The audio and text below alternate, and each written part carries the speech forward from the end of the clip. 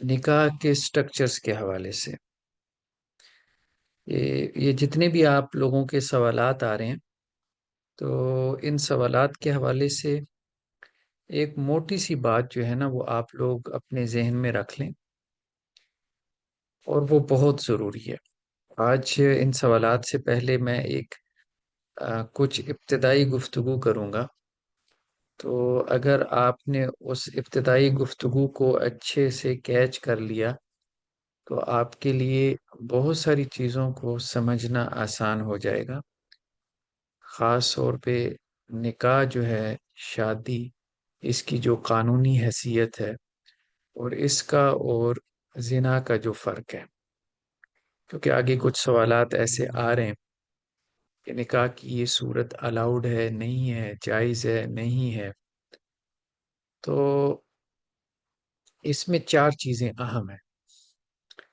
نکاح جسے ہم نکاح کہتے ہیں، دیکھیں نکاح میں بھی ریلیشن شپ ہوتا ہے میاں بیوی کے درمیان، ہسبینڈ اینڈ وائف کے درمیان، اور زنا میں بھی یہی چیز ہے۔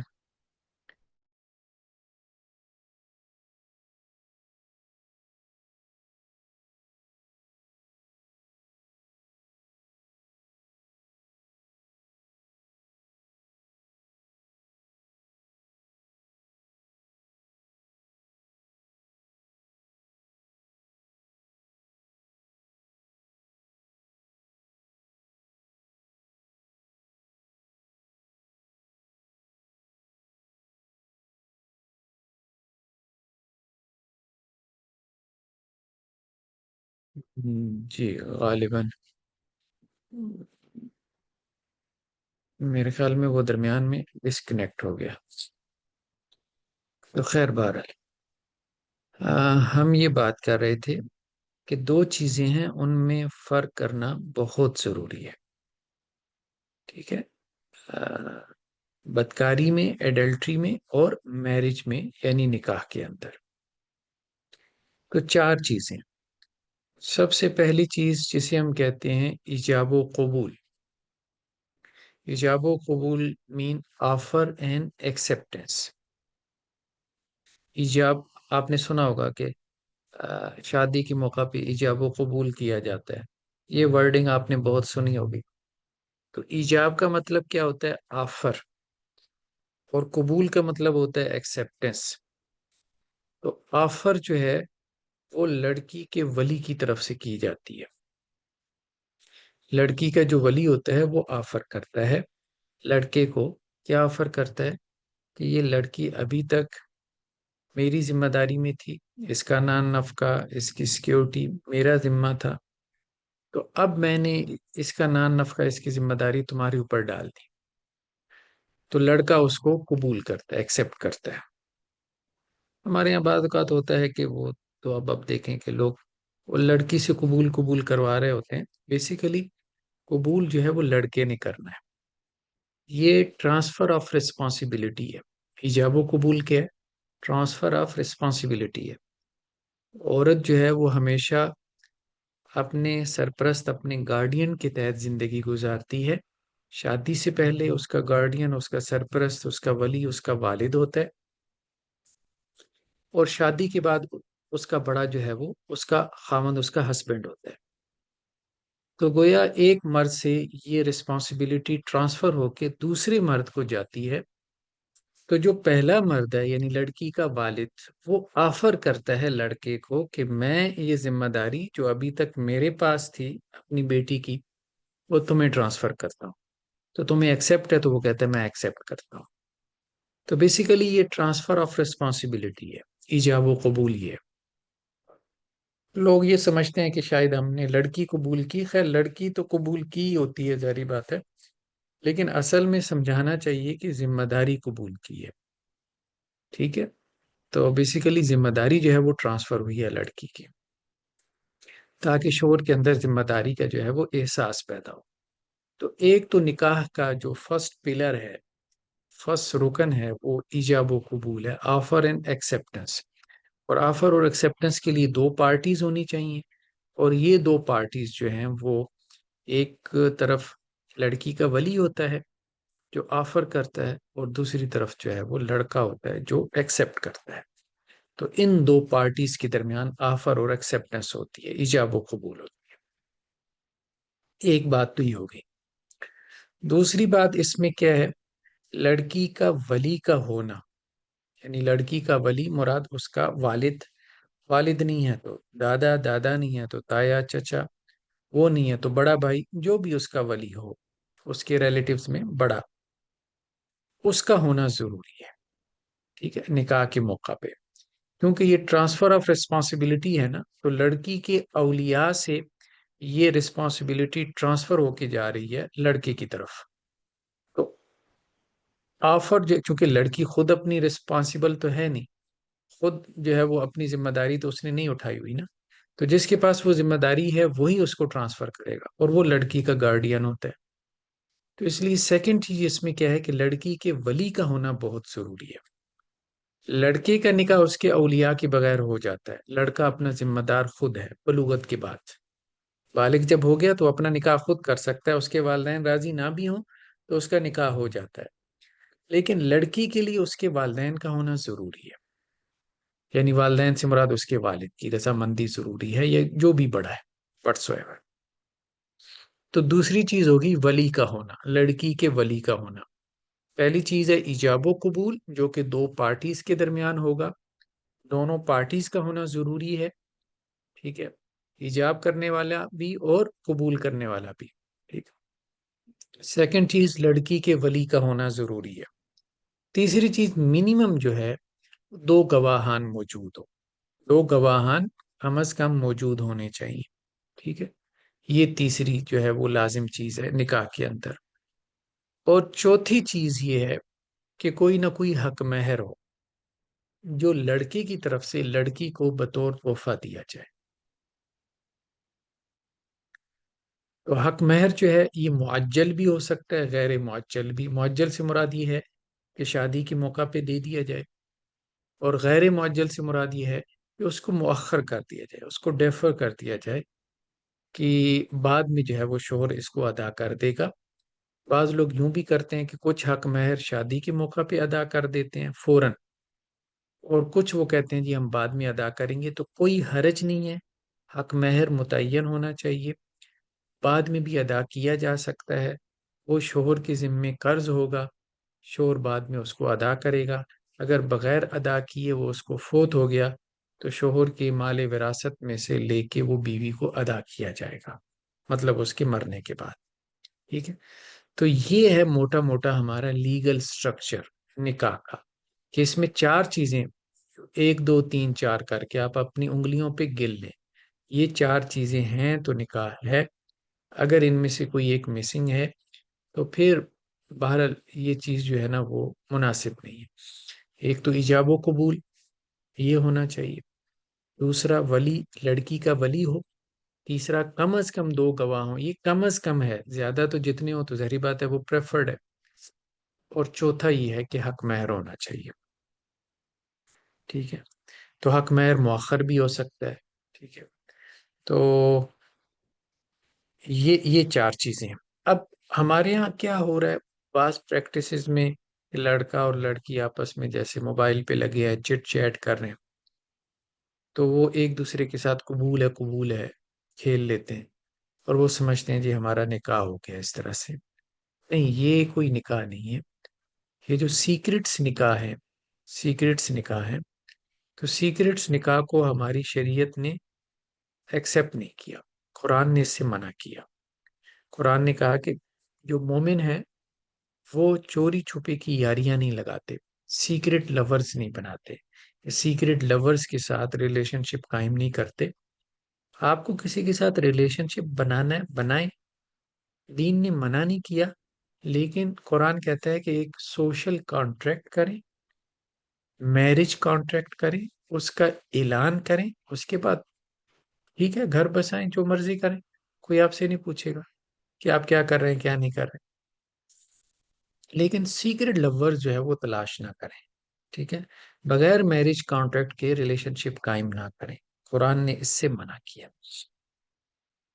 تو یہ چار چیزیں ہمیں ذہن میں رکھنی چاہیے. اسی طرح سے کچھ لوگ ایسے کرتے ہیں کہ جی ہم جو ہے نا وہ نکاح کو جو ہے وہ چھپا لیتے ہیں، لیکن بات یہ ہے کہ نکاح جو ہے چھپانا یہ درست طرز عمل نہیں ہے۔ احادیث میں نکاح کے اعلان کا ذکر کیا گیا، یا پھر احادیث میں یہ بھی ہے کہ نکاح میں اور زنا میں جو چیز فرق کرنے والی ہے وہ اعلان ہے، کیونکہ زنا میں آپ ریلیشن شپ بناتے ہو تو آپ اس کو چھپاتے ہو، آپ اعلان نہیں کرتے نا۔ نکاح میں جب آپ کسی سے ریلیشن شپ بناتے ہو تو آپ اس کا اعلان کرتے ہو، آپ لوگوں کو بتاتے ہو کہ بھائی میرا اس کے ساتھ ہے، تعلق ہے، ٹھیک ہے۔ تو یہ معاملہ ہے، اس کو سمجھنے کی ضرورت ہے۔ جس کو آپ چھپا رہے ہیں تو اس کا مطلب یہ ہے کہ آپ کو سمجھ جانا چاہیے کہ آپ اس ریلیشن شپ کو چھپا رہے ہیں، تو آپ یہ کوئی نکاح میں کوئی چیز مسنگ ہے، آپ اس کو نکاح غلطی سے سمجھ رہے ہیں، وہ نکاح نہیں ہے۔ تو نکاح کو آدمی چھپاتا نہیں ہے، اس کو تو انسان ڈنکے کی چوٹ بیان کرتا ہے، اس کا تو وہ اعلان کرتا ہے، اس کو تو وہ سیلیبریٹ کرتا ہے۔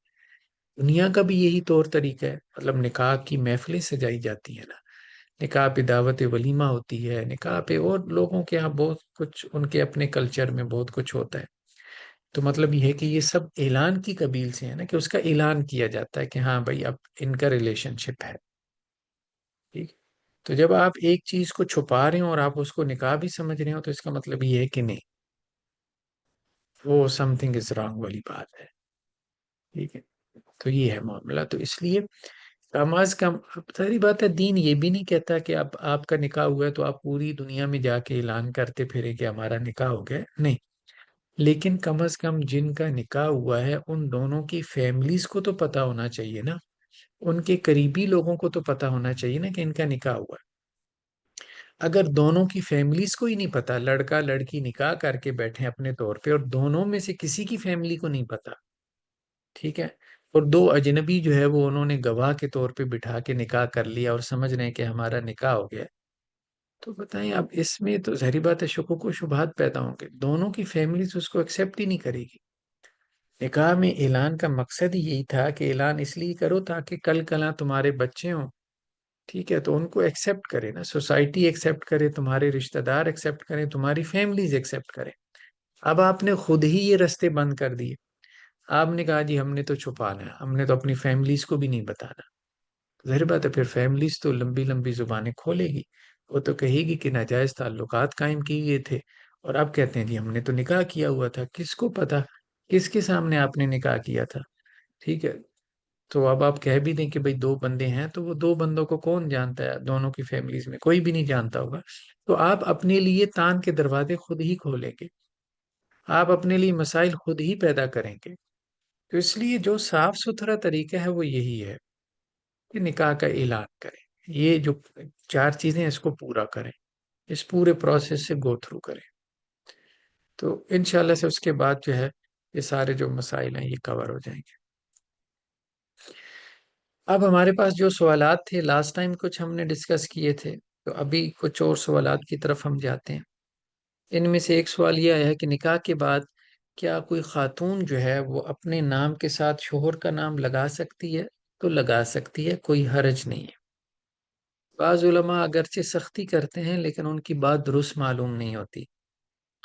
وہ کچھ حدیثیں بیان کرتے ہیں کہ آپ علیہ السلام نے فرمایا کہ کوئی شخص جو ہے وہ اپنے والد کے نام کے علاوہ کسی اور کا نام اپنے ساتھ مت لگائے۔ تو دیکھیں ان حدیثوں کا معنی بالکل واضح ہے کہ اپنے والد کے علاوہ کسی اور کو اپنا والد نہ بنائے، اپنے باپ کے علاوہ کسی اور کو اپنا باپ نہ بنا لے، ٹھیک ہے، تو یہ غلط ہے، یعنی اپنا نسب خلط ملط نہ کرے، ان حدیثوں کا یہ مفہوم ہے۔ تو عورت جو ہے یا ہمارے قانون میں نظام میں جیسے آئی ڈی کارڈ میں یا کسی اور جگہ پہ عورت کے نام کے ساتھ جب شوہر کا نام لگایا جاتا ہے تو کوئی اس کو باپ نہیں سمجھتا کہ اس نے اپنے شوہر کو باپ بنا کے اس کا نام اپنے ساتھ لکھا ہے۔ تو شادی سے پہلے ہوتا ہے والد کا نام جو ہے وہ ساتھ میں آ جاتا ہے، ٹھیک ہے، لیکن شادی کے بعد جب شوہر کا نام لگایا جاتا ہے تو وہ باپ سمجھ کے نہیں لگایا جاتا، تو اس لیے اس پریکٹس کے اوپر حدیثوں کی اپلیکیشن کرنا یہ ناسمجھی ہے۔ تو عورت جو ہے وہ اگر چاہے تو اپنے شوہر کا نام جو ہے وہ لگا سکتی ہے، کوئی حرج کی بات نہیں ہے۔ دوسرا جو اگلا کوشچن ہے وہ یہ ہے، یہ تو وہی بات آ گئی، چوری چھپے کے نکاح کا کیا حکم ہے؟ جو زنا سے بچنے کے لیے کیا جاتا ہے. یعنی آپس میں چٹ چیٹ چل رہی ہوتی ہے، ملاقاتیں چل رہی ہوتی ہیں، تو وہ کہتے ہیں کہ ہم برائی کر رہے ہیں، تو بہتر ہے کہ ہم اس کو لیگلائز کر لیں. وہ اس کو لیگلائز کرنے کے لیے وہی بات جو ہم نے کہی کہ چوری چھپے کی نکاح کر لیتے ہیں. تو ہم نے کہا چوری چھپے کا نکاح جو ہے یہ درست نہیں معلوم ہوتا. نکاح وہی ہے جس کا اعلان. تو کم از کم میں یہ کہتا ہوں کہ دونوں کے خاندان کے علم میں ہونا چاہیے. کم از کم یہ چلے آپ آدھے شہر کو نہ بتاؤ، ٹھیک ہے، کوئی حکمت ہوگی، کوئی مسئلہ ہوگا، ٹھیک ہے، لیکن کم از کم آپ دونوں کی فیملیز کو تو پتا ہو نا. اللہ کے بندو، لڑکا اور لڑکی کے فیملیز کو تو پتا ہو کہ ان دونوں کا نکاح ہو چکا ہے. ان کو اندھیرے میں رکھنے کی کیا ضرورت ہے، کیا مصلحت ہے؟ وہ جی اگر ان کو بتا دیں گے تو وہ مانیں گے نہیں. تو مسئلہ یہ ہے کہ اگر وہ نہیں مانیں گے، ٹھیک ہے، اگر آپ ان کو بتا دیں گے تو وہ نہیں مانیں گے، تو پھر آپ کیا کر رہے ہو؟ آپ شادی کر رہے ہو. ٹھیک ہے، کہنے کا مقصد یہ ہے کہ بتا دیں، بتانے کے بعد وہی کام کر لیں، بتانے کے بعد وہی کام کر لیں. تو لوگوں کا ڈر اور خوف اللہ کے ڈر اور خوف سے زیادہ نہیں ہونا چاہیے کہ انسان ان چیزوں کو جو ہے وہ مزاح بنا لے. تو بہرحال نکاح ایک پاکیزہ عمل ہے، اس کو اس طرح سے مزاح یا کھیل نہیں بنانا چاہیے. کہ اب یہ ہمارے یہاں پریکٹس بڑھتی چلی جا رہی ہے بہت. یونیورسٹیز میں لڑکا لڑکی آپس میں اکیلے بیٹھے ہوئے جو کو جی ہم نے کلمہ پڑھ کے نکاح کر لیا. پتہ نہیں وہ کیسا نکاح، کلمہ پڑھ کے نکاح کر لیا. تو مطلب وہ جتنے مارکیٹ میں جا کے بدکاری کر رہے ہیں وہ بس بدکاری سے پہلے کلمہ پڑھ لیں کہ جی ہم نکاح کر رہے ہیں، تو بس ان کا نکاح ہو جائے گا. اور ویسے بھی اس نے کچھ نہ کچھ تو پے کرنا ہی ہوتا ہے، اس کو وہ حق مہر بنا لے. اس طرح سے تو نہیں ہوتا نا. اور جہاں پہ جس جگہ پہ وہ گند مار رہے ہیں، ٹھیک ہے، جن کی جگہ پہ ان کو وہ گواہ بنا لے، تو مجھے بتائیں پھر کیا کیا فرق رہ جائے گا؟ یہ ساری پریکٹس تو عام ہو جائے گی. اس لیے یہ ٹھیک نہیں ہے، یہ پریکٹس ٹھیک نہیں ہے. آپ نے کرنا ہے آپ کر لیں، ٹھیک ہے، لیکن یہ ہے کہ کم از کم آپ دونوں کی فیملیز کے علم میں ہونا چاہیے. رشتہ داروں نے رشتہ نہ ہونے کی جادو کروایا جس کی وجہ سے رکاوٹ اور بندش ہے، کیا کریں؟ دیکھیں، جادو ٹونے کے علاج کے اوپر بھی ہم نے ایک پوڈ کاسٹ بھی کیا ہے اور اس کے اوپر ہمارا ایک مستقل کتابچہ بھی ہے. بہت دفعہ میں میاں بیوی میں جو لڑائیاں ہو رہی ہوتی ہیں ان کی وجہ جادو ٹونا تعویذ گنڈا بھی ہوتا ہے. یہ بات ٹھیک ہے. تو بعض اوقات میں نے دیکھا ہے کہ 8 8 10 10 سال کی لڑائیاں تھیں، تو رقیہ شریعہ وغیرہ ان کو سجیسٹ کیا گیا، تو انہوں نے سنا اور ان کے مسائل بہت حد تک حل ہو گئے. ختم تو نہیں ہوتے ظاہری بات ہے، لیکن بہت حد تک حل ہو گئے. تو اگر تو جادو ٹونا تعویذ گنڈا ہو تو اس کا علاج پھر رقیہ شریعہ وغیرہ ہے. 21 دن تک آپ کریں. شیخ خالد الحبشی ہیں یوٹیوب کے اوپر، آپ سرچ کریں، ان کا رقیہ آپ کو مل جائے گا. 21 دن تک سنیں، سامنے پانی کا گلاس رکھیں، جیسے رقیہ ختم ہو پانی کے اوپر پھونک مارے، پانی پی لیں. ٹھیک ہے، تو یہ ایک آسان علاج ہے. تو یوٹیوب کے اوپر کافی بڑے بڑے ایکسپرٹ ہیں جن کے رقیہ شریعہ وغیرہ ہے. تو رقیہ شریعہ لتعطیل الزواج یہ لکھیں، یعنی رقیہ شریعہ جو ہے وہ جو میرج ہے اس کو ڈیزالو کرنے کے لیے. تو کیونکہ وہ تو یہی چاہ رہے ہیں نا، ایسا جادو ٹونا کروائیں گے نا کہ جس سے آپ کی جو ہے وہ شادی ختم ہو جائے. تو وہ آپ لکھیں گے تو وہ آ جائے گا. نیکسٹ کیا ہے، کیا بیوی کی ذمہ داری ہے کہ شوہر کے والدین کیا کریں؟ دیکھیں، اصل میں تو یہ شوہر کی ذمہ داری ہے کہ وہ اپنے والدین کا کرے، اور بیوی کی ذمہ داری ہے کہ وہ اپنے والدین کا کرے. ٹھیک ہے، لیکن باقی یہ ہے کہ مل جل کے ہم یہی کہتے ہیں کہ احسان کی روش اختیار کرنی چاہیے. کبھی بیوی کے والدین بوڑھے ہوتے ہیں تو ہم نے سوسائٹی میں دیکھا ہے کہ بیویاں اپنی جو ہے وہ ماں کو، اپنے باپ کو اپنے گھر لے آتی ہیں اور شوہر اس کو برداشت کر رہے ہوتے ہیں. ٹھیک ہے، تو کبھی شوہر کے والدین جو ہے وہ بوڑھے ہیں تو بیویوں کو ان کے ساتھ تعاون کرنا چاہیے. تو سوسائٹی میں دونوں طرح سے ہی معاملہ ہے، دل دونوں کو ہی بڑا کرنا چاہیے. کیا ایسا نہیں ہے کہ بیوی کے والدین نہیں ہوتے، یا بیوی کے والدین بوڑھے نہیں ہوتے، یا وہ کسی کے ساس سسر نہیں ہوتے؟ تو دیکھیں محتاجگی ان کو بھی جو ہے وہ سامنا کرنی پڑتی ہے، بیوی کے والدین کو بھی، بیویوں کو یہ سوچنا چاہیے اگر وہ شوہروں کے ساتھ دل بڑا نہیں کریں گی ان کے والدین کے حوالے سے، تو ان کے شوہر بھی پھر ان کے والدین کے حوالے سے اپنا دل بڑا نہیں کریں گے۔ آج شوہر کے والدین جو ہے وہ محتاج ہیں، کل کو بیوی کے والدین محتاج ہو سکتے ہیں۔ تو اس قسم کے مسائل میں ہمارا مشورہ یہی ہوتا ہے کہ ایک دوسرے کے ساتھ تعاون اور احسان کی روش کے ساتھ چلیں، زیادہ قانونی نہ بنے۔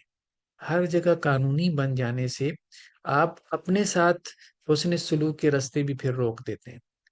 ظاہری بات ہے جب آپ اگلے کا ایکسٹرا نہیں کریں گے تو اگلا کیوں آپ کا ایکسٹرا کرے گا پھر؟ یا تو اب آپ کہیں نا کہ آپ کے تو حالات بڑے پرفیکٹ ہیں، ٹھیک ہے، یا آپ کے والدین کو تو کچھ نہیں ہوگا، جو ہونا تھا وہ میرے شوہر کے والدین کو ہی ہونا ہے، یا آپ کے والدین کو تو آپ کی بھابیاں سنبھال لیں گی، ٹھیک ہے۔ تو یہ معاملہ تو خیر بہالر رہتا ہے، تو بس یہی ہے کہ احسان کی طرف جانا چاہیے۔ کیا شوہر بیوی پر ہاتھ اٹھا سکتا ہے؟ دیکھیں اس میں جو قرآن میں ایک آیت آتی ہے اور اس میں اس کا تذکرہ ہے کہ شوہر جو ہے وہ بیوی پہ ہاتھ اٹھا سکتا ہے، لیکن آپ علیہ السلام نے خطبہ حجت الوداع میں اس کی وضاحت فرمائی، اور وضاحت یہ فرمائی کہ اگر تمہاری بیویاں تمہارے گھروں میں کسی ایسے شخص کو داخل کریں، تمہارے بستر کے اوپر بٹھائیں جس کو تم ناپسند جانتے ہو، تو پھر تم ان کے اوپر ہاتھ اٹھا سکتے ہو، لیکن اس وقت بھی ایسا ہاتھ نہ اٹھاؤ کہ کوئی زخم یا کوئی نشان جو ہے وہ جسم پر باقی رہ جائے، یعنی سخت مار نہ مارو ان حالات میں بھی۔ تو اس سے مراد کیا ہے؟ اس سے مراد یہی ہے کہ بیوی اگر اس کی کرپٹ ہو گئی ہے، اب ایک بندہ گھر میں آتا ہے اور دیکھتا ہے کہ جی اس کے گھر میں کوئی غیر محرم ہے، اس کے بستر پر بیٹھا ہے یا اس کی بیوی کے ساتھ بیڈ روم میں خلوت میں ہے، تو مجھے بتائیں اب اس میں اس کو دین سے پوچھنے کی کیا ضرورت ہے؟ مطلب اس میں اس کو دین سے پوچھنے کی کیا ضرورت ہے کہ مجھے اس کے ساتھ کیا کرنا ہے؟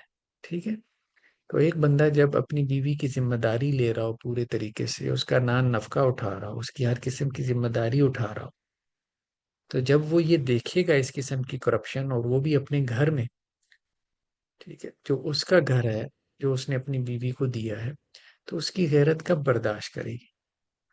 ٹھیک ہے، اور اس کی غیرت کو اس صورت میں برداشت کرنا بھی نہیں چاہیے۔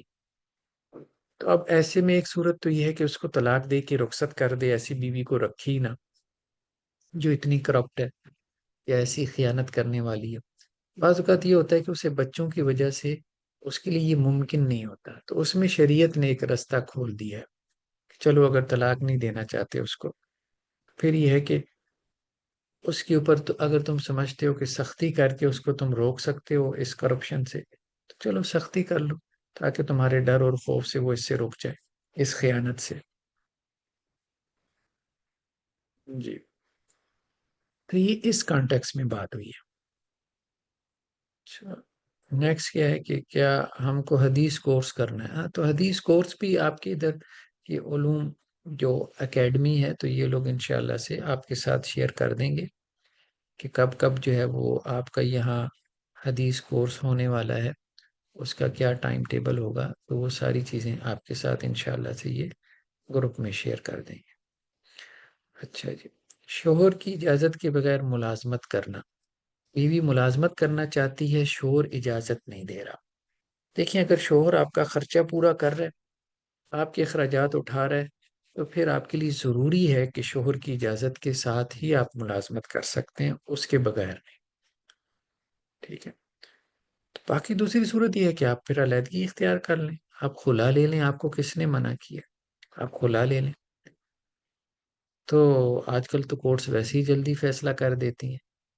مطلب یہ ہے کہ اگر ایک عورت یہ چاہتی ہے کہ جی نہیں مجھے تو ایسی آزادی چاہیے ہی چاہیے، تو پھر بھی پوری آزادی لے لو پھر۔ بات تو یہی ہے نا، پھر پوری آزادی لے لو آپ، پھر آدھی آزادی کے اوپر کیوں راضی ہوتی ہو؟ لیکن یہ بات ہمیں عورتوں کو سمجھنی چاہیے کہ جب تک شوہر ان کی ذمہ داری اٹھا رہا ہے تو وہ اپنے شوہروں کی پابند ہے۔ ہاں اگر شوہر جو ہے وہ ذمہ داری نہیں اٹھا رہا، فائنینشیل رسپانسبلٹی نہیں اٹھا رہا، تو بیوی کو باہر نکلنا پڑتا ہے، بچوں کو بھی تو پالنا ہے، وہ کیس رہتا ہے۔ ہاں، اس میں ٹھیک ہے، ظاہری بات ہے، اس میں عورت کیا کرے گی؟ وہ تو باہر نکلے گی، اپنا پیٹ بھی پالنا ہے، بچوں کا پیٹ بھی پالنا ہے۔ لیکن اگر شوہر اپنی ذمہ داری پوری کر رہا ہے تو پھر بیوی کے ذمے ہے کہ وہ اپنی ذمہ داری بھی پوری کرے، اور وہ کیا ہے؟ سبمیشن، اپنے آپ کو جو ہے وہ اپنے شوہر کے لیے جو ہے وہ سبمٹ کر دے، اسی میں اس کی آخرت کی نجات۔ اس کے علاوہ اس کی نجات کا کوئی طریقہ نہیں ہے کہ سارا دن روزے سے رہے، ساری رات جو ہے وہ قیام اللیل بھی کرے، تو یہ اس کی نجات کے لیے کافی نہیں۔ اگر اس کو لگتا ہے کہ نہیں یہ تو نجات کا بڑا مشکل طریقہ ہے، تو پھر شوہر جیسی مخلوق پالی نہ، پھر آسان حل یہی ہے، ٹھیک ہے؟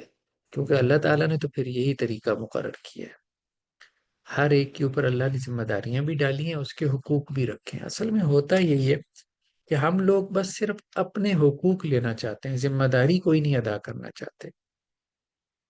عورتوں کے پاس بیٹھو تو وہ یہ سمجھتی ہیں کہ دنیا کی وہ مظلوم ترین مخلوق ہیں، مردوں کے پاس بیٹھو یہی کورس آپ مردوں کے ساتھ کروا لیں اور ان سے یہ ڈیٹا بینک سوالات کا لیں، اور یقین مانیں ان کے سوالات پھر پڑھنے والے ہوں، وہ اپنے آپ کو دنیا کی مظلوم ترین مخلوق سمجھتے ہیں، کیونکہ ہمارے پاس تو کاؤنسلنگ کے لیے آ رہے ہوتے ہیں، دونوں سے علیحدہ علیحدہ بات سنو تو سمجھ ہی نہیں آتا کہ مظلوم کون ہے۔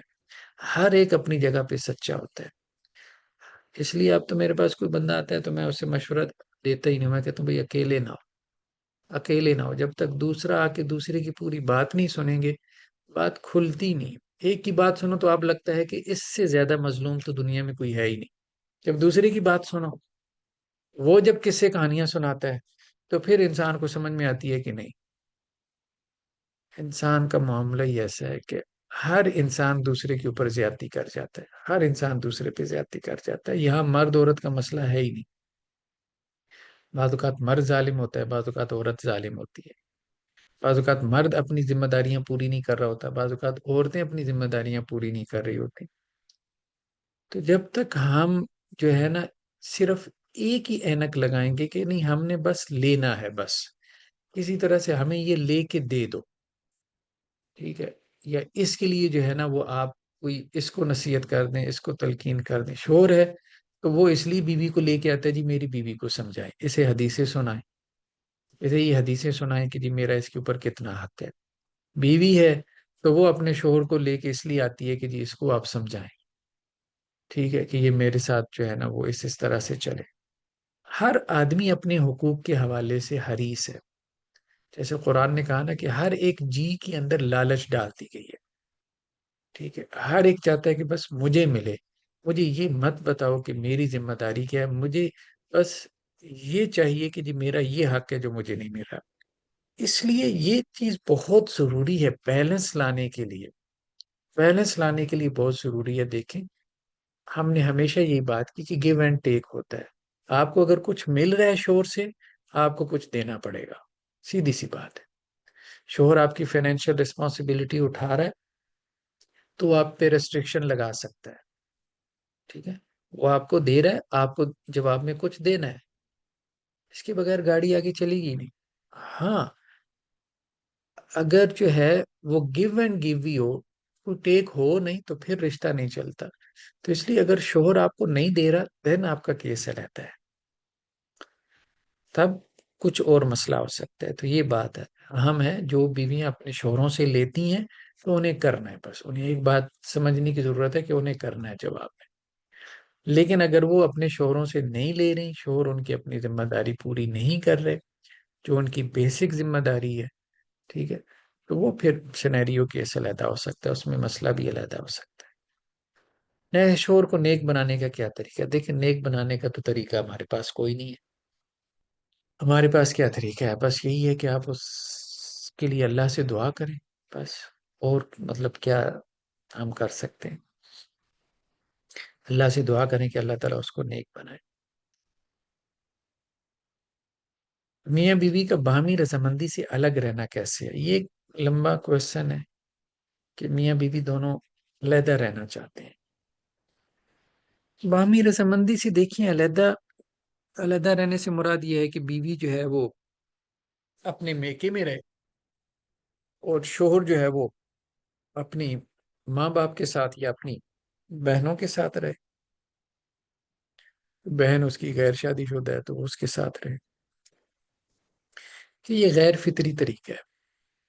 شادی اس لیے نہیں کی جاتی کہ دونوں میاں بیوی علیحدہ رہیں، کیونکہ میں تو اس کو بھی ڈسکریج کرتا ہوں کہ ہمارے یہاں سے لوگ یہ جو یورپین کنٹریز میں چلے جاتے ہیں، یو ای میں، مڈل ایسٹ میں چلے جاتے ہیں، کوئی 2 سال بعد آ رہا ہے، کوئی 4 سال بعد آ رہا ہے، کوئی 6 سال بعد آ رہا ہے، اور کوئی بڑے فخر سے بتا رہا ہے جی میں نے تو 7 سال بعد چکر لگایا پاکستان کا۔ تو بھائی آپ نے شادی کیوں کی؟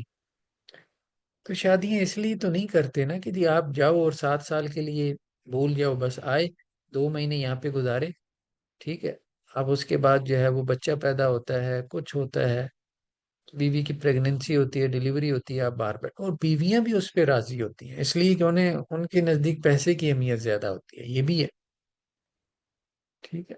مسئلہ یہ میں تو یہی سمجھاتا ہوں بھائی تھوڑے کے اوپر راضی ہو جاؤ اور ساتھ میں رہو، تھوڑے کے اوپر راضی ہو جاؤ، ساتھ میں رہو، یہی ہمارے اسلام کا مقصود ہے۔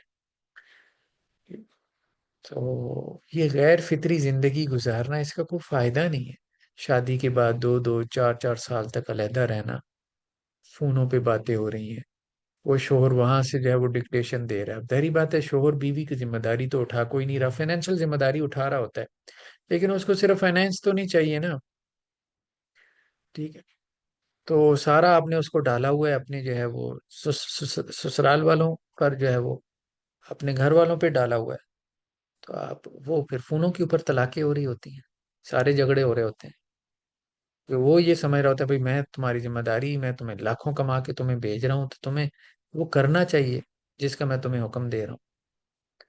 اس بات کو سمجھنے کی ضرورت ہے کہ فائنینشیل ذمہ داری بہت عام ہے، بیسک ہے، ہم اس کو ڈسکریج نہیں کر رہے، لیکن اس کے ساتھ ساتھ جو ہے وہ دوسری ذمہ داری، گھر کے حوالے سے ذمہ داری، شوہر کا گھر پہ ہونا، پہلی بات ہے، عورت تو باہر کے کام سارے مینج نہیں کر سکتی نا، بچہ ہو گیا، ٹھیک ہے، اب بچہ جو ہے ایک بچہ آپ کے کم از کم جو ہے وہ 3 سال لے جاتا ہے، جب تک وہ پوٹی ٹرین نہیں ہوتا، وہ 24/7 کی ماں جو ہے اس کی ملازمہ ہوتی ہے، ٹھیک ہے، تو اب ایسے میں شوہر ظاہری بات ہے کرنا تو کچھ نہیں ہوتا نا، لیکن ایک ہیلپنگ ہینڈ ہوتا ہے نا، بچہ بیمار ہو گیا، چلو جو ہے وہ ہاسپٹل لے گئے،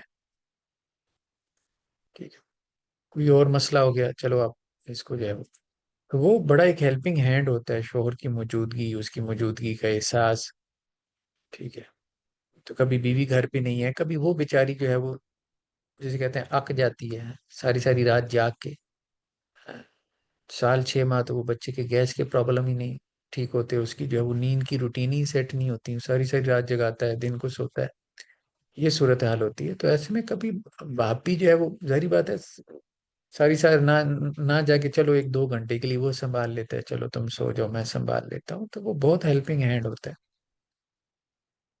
تو جو ہے وہ بیویاں اس طرح سے اکیلے میں یہ جو ہے وہ رہتی ہیں، پھر ان کی فرسٹریشن ختم ہی نہیں ہوتی، تو مسئلے کا حل یہ نہیں ہے کہ اس طرح سے جو ہے نا وہ اور مرد اور عورت علیحدہ ہو جائیں، اس سے تو ان کی فرسٹریشن بڑھے گی، دونوں کی فرسٹریشن بڑھے گی، اور ایک وقت میں وہ بائلر کی طرح پھٹ جائیں گے، نہ مرد کی ضرورت پوری ہو رہی ہوگی نہ عورت کی ضرورت پوری ہو رہی ہوگی، دونوں کی ضرورتیں جدا جدا ہیں، وہ پھر پھٹیں گے ایک مرتبہ، اس لیے میرا نہیں خیال کہ یہ مسئلے کا کوئی حل ہے۔ کہ شادی میں حق مہر مؤخر ہو سکتا ہے، جی ہاں ہو سکتا ہے۔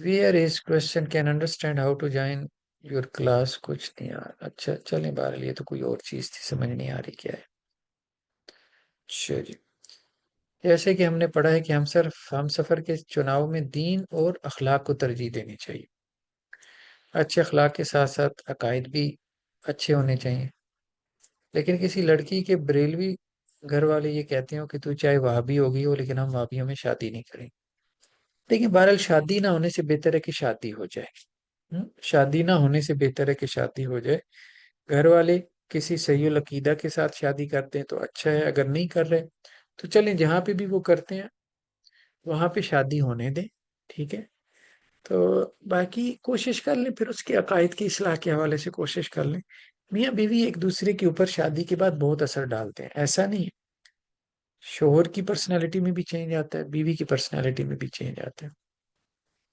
ہے، فوراً نہیں آ جاتا، سالوں بھی لگ سکتے ہیں لیکن آتا ہے، ٹھیک ہے، تو اس لیے اس امید پہ شادی کی جا سکتی ہے کہ وہ چینج ہو جائے گا۔ یا میں اس کے لیے کوشش کر لوں؟ نیکسٹ کیا ہے، شوہر ہر روز بستر کے لیے کہتا ہے تو کیا کریں؟ کبھی عورت تھکی ہوتی ہے، طبیعت آمادہ نہیں ہوتی، طبیعت خراب ہوتی ہے. دیکھیے بات یہ ہے کہ اس حوالے سے تو میں تو یہی کہوں گا کہ مطلب صریح نص موجود ہے، واضح نص، اللہ کے نبی صلی اللہ علیہ وسلم کا حکم موجود ہے، تو اس میں نہ نہیں کرنا چاہیے، بس یہی کہوں گا.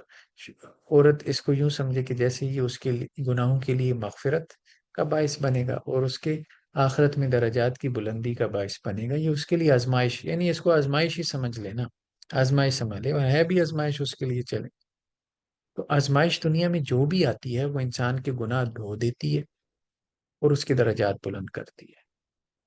تو چلو یہ ایک ایسی آزمائش ہے جس سے کم از کم اس کا شور خوش ہو جاتا ہے، اس کی آزمائش بڑھ جاتی ہے، شور خوش ہو جاتا ہے. اللہ نہ کرے اس آزمائش سے آپ نکلیں، کل کوئی اور ایسی آزمائش آپ کو پڑ جائے، کوئی اور ایسی آزمائش. اللہ تو کوئی بھی آزمائش ڈال سکتا ہے نا، جس میں نہ شور کی خوشی ہوگی اور تکلیف علیحدہ آپ کے پاس رہے گی. تو اس لیے زندگی میں تو آزمائشیں ہیں ہی ہیں، ہم پہلے اس پہ ڈسکس کر چکے ہیں. فلاسفی آف لائف ہے ہی آزمائش ہی آزمائش ہے زندگی، مرد کے لیے بھی آپ کے لیے بھی. مرد کی آزمائشیں اور ہیں، آپ کی آزمائشیں اور ہیں. ٹھیک. تو خوش وہ بھی نہیں ہوگا زندگی سے، ابھی اس کو بھی فرولوں گے تو وہ بھی مطلب بہت شکوے شکایات لے کے بیٹھا ہوگا. تو آزمائش سمجھ کے اس کو قبول کر لیں، بس ہم یہی کیا ہے. نیکسٹ کیا ہے، بیوی شوہر کے گھر پر نہیں تو کیا شوہر کے لیے اس کا خرچ لازم ہے؟ ہاں یہ ایک سوال ہے. بیوی کو اگر شوہر جو ہے وہ خود چھوڑ کے آیا ہے میکے میں تو پھر تو شوہر کو اس کا خرچ پورا کرنا چاہیے. لیکن اگر بیوی جو ہے وہ شوہر کی اجازت کے بغیر میکے چلی گئی ہے، اب شوہر اس کو بلاتا ہے اور وہ اس کے گھر نہیں آتی، تو شوہر نے اس کا خرچ روک لیا، تو اس میں کوئی حرج محسوس نہیں ہوتا. ٹھیک ہے، وہ اس بنیاد پہ خرچ روک کے بیٹھا ہوا ہے کہ بھئی وہ اپنا حق پورا نہیں کر رہی، یعنی اپنی ذمہ داری پوری نہیں کر رہی، تو میں کیوں پورا کروں؟ تو یہ وہی لے اینڈ دے والی بات ہے. تو یہ تو دنیا میں چلتا ہے. پھر شوہر بیوی کی عزت نہ کرتا ہو تو کیا کریں؟ دعا کریں اس کے لیے، اللہ تعالیٰ اس کو اس کی توفیق دے کہ وہ عورتوں کی عزت کرے. اللہ کے نبی صلی اللہ علیہ وسلم نے حجۃ الوداع میں خاص طور پہ حکم دیا کہ اپنی بیویوں کے حوالے سے اللہ سے ڈرتے رہنا. نیکسٹ کیا ہے جی، کیا سول میٹ کا تصور حقیقی ہے؟ سول میٹ کا تصور جو ہے نا، یہ ہمارے ہاں لوگوں نے بنایا ہوا ہے، سیدھی سی بات ہے. تو اس پہ میں نے لکھا ہے اپنی کتاب سائنس آف ریلیشن شپ میں. لوگ اپنے سول میٹ کی تلاش میں رہتے ہیں، اور جب انہیں لگتا ہے کہ انہیں ان کا سول میٹ مل گیا ہے تو اس کے بعد اس سے بھی ڈائیورس ہو جاتی. عجیب بات ہے. تو ایسا کچھ بھی نہیں. ہاں اتنی بات ہمیں حدیث میں ملتی ہے کہ اس دنیا میں آنے سے پہلے تمام روحیں ایک جگہ پہ جمع تھی. تو عالم ارواح میں کچھ روحوں کے درمیان جان پہچان ہو گئی، یعنی وہ آپس میں قریب ہوئی، ان میں جان پہچان ہو گئی. اس جان پہچان کی وجہ سے ان روحوں میں الفت پیدا ہو گئی. تو جب یہ روحیں دنیا میں بھیجی گئیں انسانی صورت میں، تو اب یہ ایک دوسرے سے الفت محسوس کرتی ہیں. یعنی بعض اوقات ایک بندہ، آپ کا اس سے کوئی تعلق نہیں ہوتا، لیکن آپ کو اس سے محبت محسوس ہوتی ہے.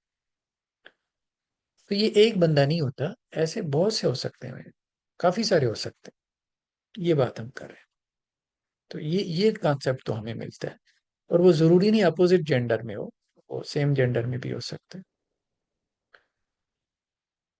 کیا تقدیر میں آپ کے زوج کا نام لکھا ہوا تھا تو طلاق کیوں ہوئی؟ دیکھیں لکھا تو ہوا تھا، ظاہری بات ہے، جس کی جہاں شادی ہونی ہے لکھا تو ہوا تھا. تو یہ بھی لکھا ہوا تھا کہ اس کی طلاق بھی ہو جانی ہے. ٹھیک ہے، جہاں یہ لکھا تھا کہ شادی ہونی ہے وہاں یہ بھی لکھا ہوا تھا کہ طلاق بھی ہو جانی ہے. تو دنیا آزمائش ہے، اصل بات یہ آزمائش ہے. بس اس ایک لفظ کو سمجھ لینا، یہ جملہ چھوٹا جملہ نہیں ہے. میں کہتا ہوں اگر آپ اس کی دن رات تسبیح کریں نا اور اس پہ غور و فکر کریں تو دنیا جتنی آپ کے اوپر اس ایک جملے سے کھلے گی وہ بہت زیادہ ہوگی کہ دنیا آزمائش ہے. بس یہ دنیا کا خلاصہ ہے. اور انسان ساری زندگی اس بھاگ دوڑ میں رہتا ہے کہ میں آزمائش سے نکل جاؤں، آزمائش سے بچ جاؤں، اور وہ بچ نہیں پاتا، نکل نہیں پاتا، کیونکہ اس کے خالق نے ڈیزائن ہی اس کو اسی طرح سے کیا۔ اس لیے آزمائش کو، ایک تو آزمائش سے بھاگنے والا معاملہ ہے، بچنے والا، اور ایک ہے آزمائش کو ایکسپٹ کرنے والا۔ ایکسپٹ کرنے والا پھر دنیا گزار جاتا ہے، جو بھاگنے والا ہے وہ پھر سوسائڈ کی طرف بھی چلا جاتا ہے۔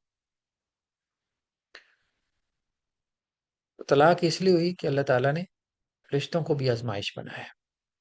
اللہ نے کہا ہے کہ آزمائش صرف روپے پیسہ نہیں ہے، رشتے بھی تمہارے لیے آزمائش ہے۔ تو رشتہ دار بھی آزمائش بن جاتے ہیں، میاں بیوی ایک دوسرے کے لیے آزمائش ہے، اولاد اور والدین ایک دوسرے کے لیے آزمائش ہے، بہن بھائی ایک دوسرے کے لیے آزمائش ہے۔ ٹھیک ہے، ہر رشتہ آپ کے لیے آزمائش ہے۔ ٹیکس کیا ہے؟ کیا صرف بایو ڈیٹا سے کسی میاں بیوی کا انتخاب ممکن ہے؟ یعنی کوئی ان کے لیے پرپوزل آئے ہیں، پرپوزل میں جو ہے وہ ظاہری بات ہے بایو ڈیٹا کی صورت میں عموماً ہمارے ہاں میچنگ وغیرہ کروائی جاتی ہے، تو 5-6 پرپوزل ان کے پاس آ گئے، تو بایو ڈیٹا کی بنیاد پہ وہ کیسا فیصلہ کریں؟ یہ بات ٹھیک ہے کہ صرف بایو ڈیٹا کی بنیاد پہ فیصلہ کرنا پاسبل نہیں ہے، مشکل ہو جاتا ہے۔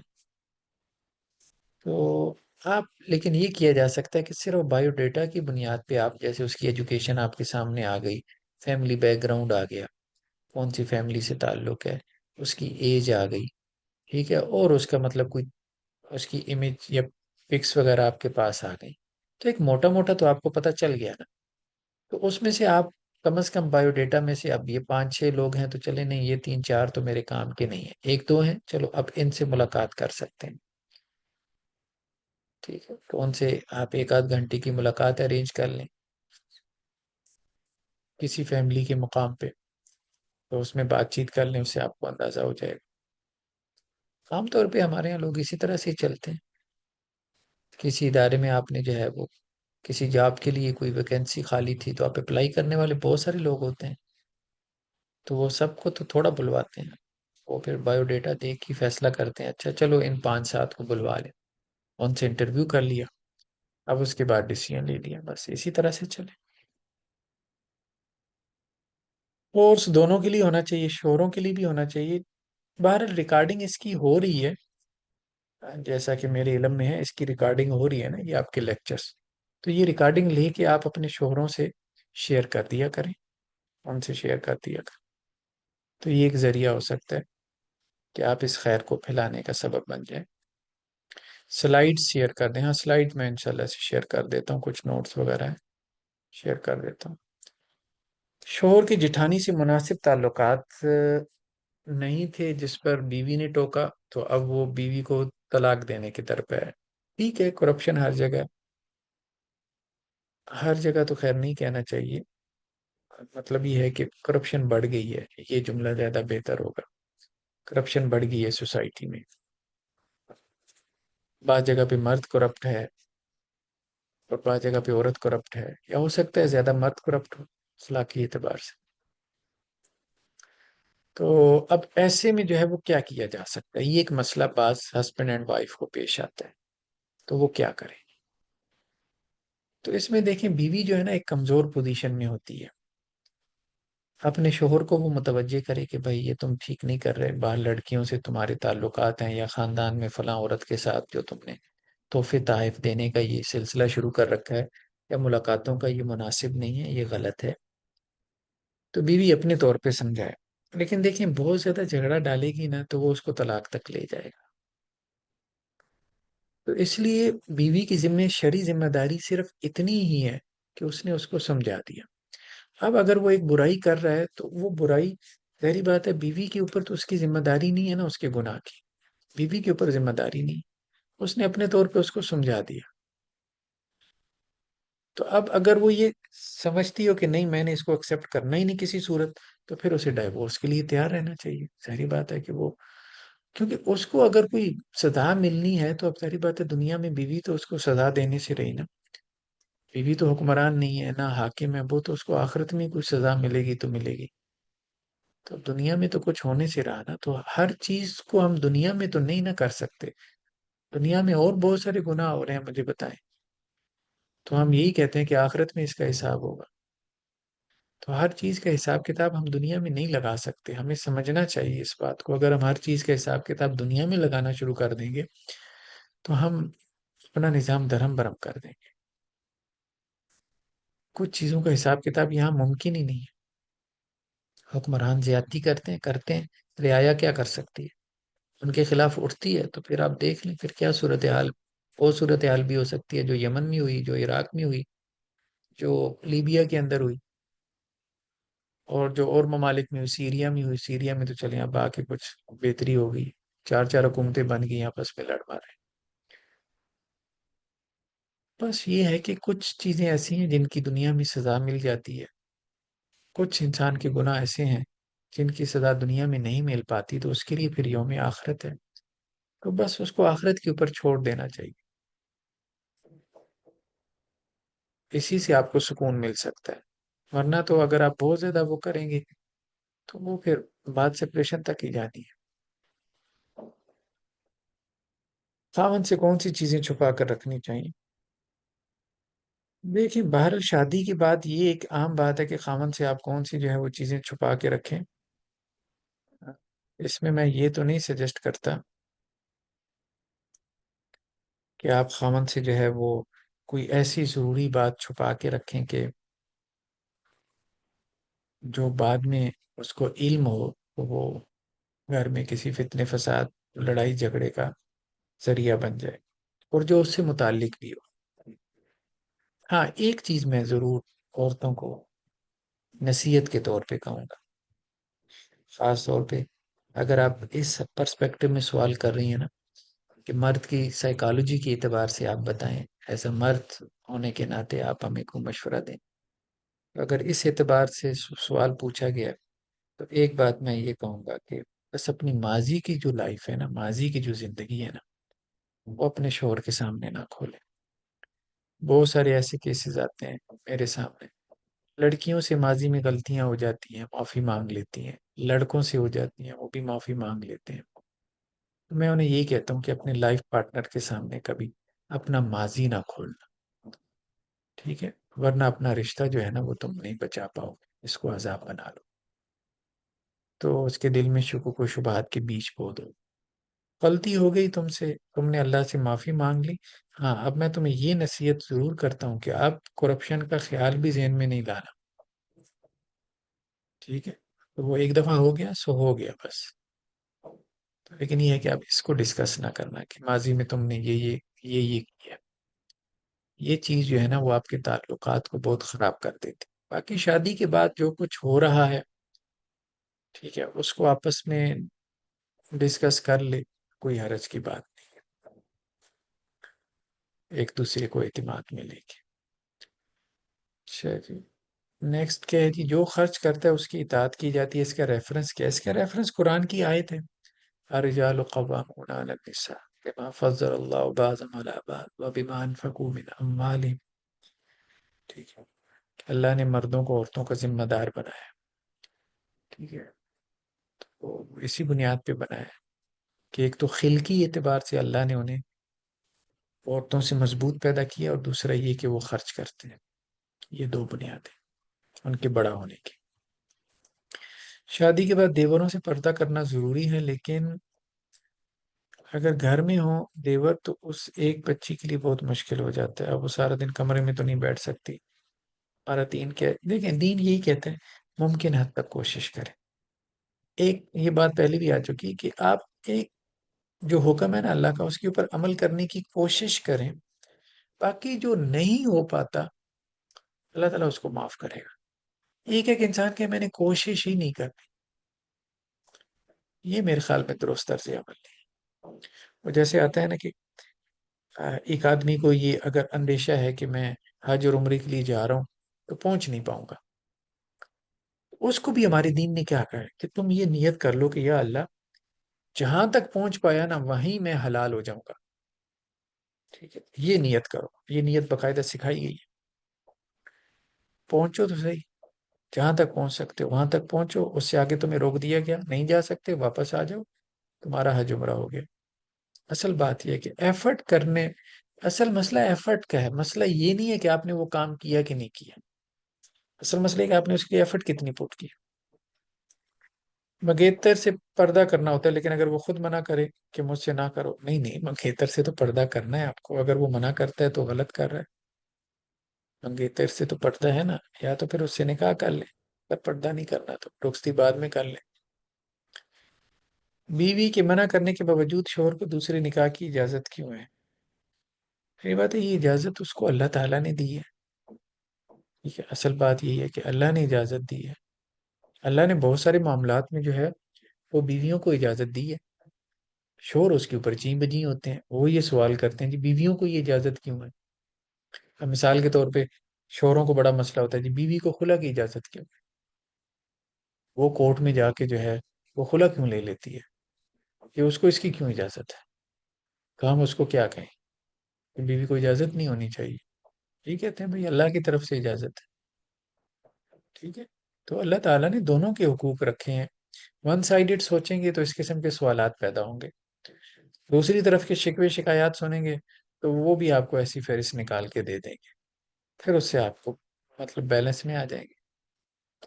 شادی کے بعد شوہر بیوی کے علاج کا ذمہ دار کیوں نہیں ہے؟ نہیں، شوہر بیوی کے علاج کا ذمہ دار ہے، کیوں نہیں ہے؟ ذمہ دار ہے شادی کے بعد۔ وہ تو ایک بات ایک کانٹیکس میں آئی تھی، اصل میں ہوتا یہی ہے، شاید اصل میں آن لائن جو ہمارے یہاں کلاسز ہیں نا، ان کا ایک بڑا مسئلہ ہے۔ بعض اوقات کوئی آدمی کوئی بات سن رہا ہوتا ہے، گھر میں کام کاج بھی کر رہا ہوتا ہے، آدھی بات سنتا ہے آدھی نہیں سن پاتا، اسے پورا میسج کنوے نہیں ہوتا، تو اس میں وہ سچویشن بڑی خطرناک ہو جاتی ہے کہ وہ بات کچھ سے کچھ سمجھ لیتا ہے۔ تو یہ بہرحال آن لائن کلاسز کا مسئلہ ہے، ٹھیک ہے، تو اس کو ہم ختم نہیں کر سکتے۔ بہرحال تو کہنے کا مقصد یہ ہے کہ یہ خاص کانٹیکس میں بات ہوئی تھی، ایسی بات نہیں ہوئی تھی جیسے آپ نے سوال پوچھا ہے۔ شوہر کی ذمہ داری ہے کہ اپنی بیوی کا علاج کروائے، ٹھیک ہے۔ ہم نے کس کانٹیکس میں بات کی تھی؟ ہم نے اس کانٹیکس میں بات کی تھی کہ فقہا نے یہ بات کہی ہے کہ شوہر جو ہے نا وہ اپنی بیوی کے علاج کا ذمہ دار نہیں ہے، کیونکہ بیوی کے علاج کا ذمہ دار اس کا والد ہے۔ تو یہ بات ہم نے کیوں کہی تھی کہ فقہا نے یہ بات کہی ہے؟ یہ ہم نے اس لیے بات کہی تھی کہ ہمارے یہاں مولوی حضرات یہ فتویٰ دینا شروع ہو گئے ہیں کہ بیوی کی کوئی ذمہ داری نہیں ہے، نہ شوہر کے کپڑے دھونا، نہ شوہر کے کپڑے استری کرنا، نہ گھر کی صفائی ستھرائی کرنا، دس اینڈ دیٹ، اس کی کوئی ذمہ داری نہیں ہے۔ یہ مفتیوں نے یہ باتیں کرنا شروع کر دی، تو اس میں ہم نے بات کی ہے کہ ان مفتیوں کو کہنا چاہیے کہ آپ تو ابھی بہت چھوٹے مفتی ہو، بڑے چار امام یہ بات کر چکے ہیں، اس کو ذرا عام کرو نا، اس کو ذرا پھیلاؤ سوسائٹی میں۔ تو ہم نے یہ بات اس کانٹیکس میں بات کہی تھی۔ تو یہ ساری چیزیں جو ہے نا اس طرح سے نہیں چلتی، مفتی کے کہنے سے یا کسی عالم کے کہنے سے یہ کوئی چیز اس طرح سے نہیں ہو جاتی کہ اس نے کہہ دیا تو اب وہ چیز دین بن گئی، ایسے دین نہیں بنتے۔ اصل چیز ہے کتاب و سنت میں کیا بات ہو رہی ہے۔ تو ہمارے یہاں بہت سارے مفتی حضرات نے جو ہے کہنے کا مقصد یہ ہے کہ عورتوں کے اوپر جو ہے وہ ذمہ داریاں ختم کر کر کے وہ بہت سے مسائل پیدا کر دی اپنے فتووں سے۔ حالانکہ دوسری طرف بعض دوسرے ائمہ آپ کو ایسے مل جائیں گے کہ جنہوں نے مردوں کے اوپر ذمہ داریاں ختم کی ہوئی ہیں، اب وہ فتویٰ مارکیٹ میں آ نہیں رہے، جس دن وہ آ گئے اس دن عورتوں کا کچھ بھی نہیں باقی رہنا۔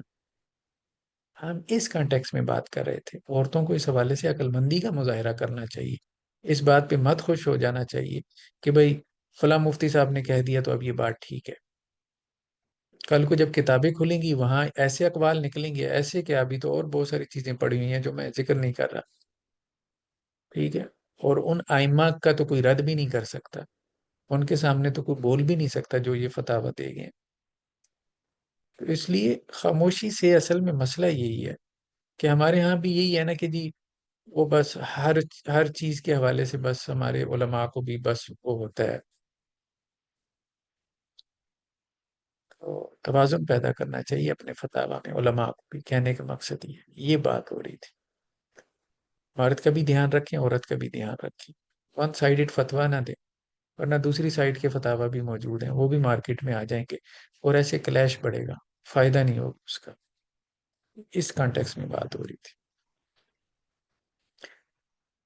بس ایک سوال اور لے لیتے ہیں، رشتہ دار والدین اور رشتہ دیکھنے والے فزیکل خوبصورتی کو اہمیت دیتے ہیں، اخلاق کردار کو نظر انداز کر دیتے ہیں، لڑکی ان حالات میں کیسے اس تکلیف کو برداشت کرے؟ یہ بات ٹھیک ہے، رشتہ دار بھی بعض اوقات والدین بھی یہ بات دیکھ رہے ہوتے ہیں اپنی اولادوں میں کہ جی ان کا جو ہے وہ کلر، جو سکن کلر ہے وہ ایسا ایسا ہے، یا یہ مسائل ہیں، رنگت جو ہے وہ گندمی ہے، تو وہ اولاد کے لیے کافی پینفل چیز ہو جاتی ہے، تو وہ بھی یہ ڈسکس کر رہے ہوتے ہیں، والدین مخلص تو ہوتے ہیں اپنی اولاد کے لیے، ایسی بات تو نہیں کہ مخلص نہیں ہوتے، ہم یہ نہیں کہہ سکتے، لیکن انہیں یہ ہوتا ہے کہ شاید اس وجہ سے رشتے نہیں آ رہے کہ ہماری بیٹی کا کلر جو ہے وہ فیئر نہیں ہے، وہ بیچاروں کو پریشانی میں ایسی باتیں کر رہے ہوتے ہیں وہ بیچارے بھی، تو اس سے بہرحال بیٹیوں کی پین تو جو بڑھتی ہے، اصل بات یہ پین ان کی بڑھتی ہے، تو اس میں بس یہی ہے کہ اس کو آزمائش سمجھے، آزمائش سمجھے، ایسا ہونا نہیں چاہیے، اس کو آزمائش سمجھے، ٹھیک ہے، تو آزمائش سمجھ کے جو ہے نا وہ اس کو برداشت کرے۔ اچھا جی، تو اگر ہسبینڈ جو ہے وہ کفریات جملے like if someone will give 30 lakh to me I will become Hindu، اس قسم کے اگر جملے کہے تو پھر کیا ہوگا؟ میں دیکھیں اس کو دوبارہ کلمہ پڑھنا چاہیے، بس یہی ہے، اس قسم کے جملے اس کو نہیں کہنے چاہیے، یہ بہت بڑے جملے ہیں، اگر مجھے کوئی 30 لاکھ دے دے تو میں ہندو ہو جاؤں گا، عجیب بات ہے اس کو سمجھانا چاہیے، اللہ اس کو ہدایت دے، پتہ نہیں اس نے کس کانٹیکس میں یہ بات کہی ہے، تو یہ چلیں جی، آج اتنا ہی کافی ہے، ہماری اذان بھی ہوگی ہے، السلام علیکم۔